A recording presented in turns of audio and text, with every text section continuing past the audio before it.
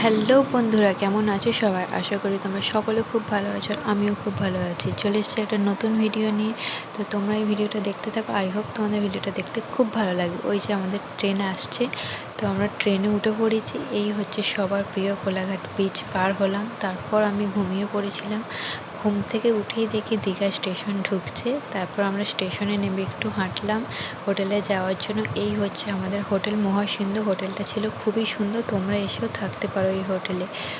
তারপর আমরা লাঞ্চে নিয়েছিলাম চিকেন মিলে ছিল ভাত, ডাল, আলু ভাজা, পাঁপড় ভাজা, একটা সবজির তরকারি, শুক্তো, চিকেন কষা। তারপর আমরা বিচে যাওয়ার জন্য হাঁটছিলাম। এই হচ্ছে বিচে দেখলাম কোটি কোটি মানুষের ভিড়। তারপর আমরা সন্ধ্যের সময় বেরিয়েছিলাম ঢেউসাগর ঘুরতে। এটা একটু বিচে বসেছিলাম। তারপর রাত্রিরে ডিনারে অর্ডার দিয়েছিলাম স্যালাড, রুটি, চিকেন কষা। তো আমি তো এটা নিয়ে দুবার দীঘায় এলাম। তো তোমরা কমেন্টে জানাও কে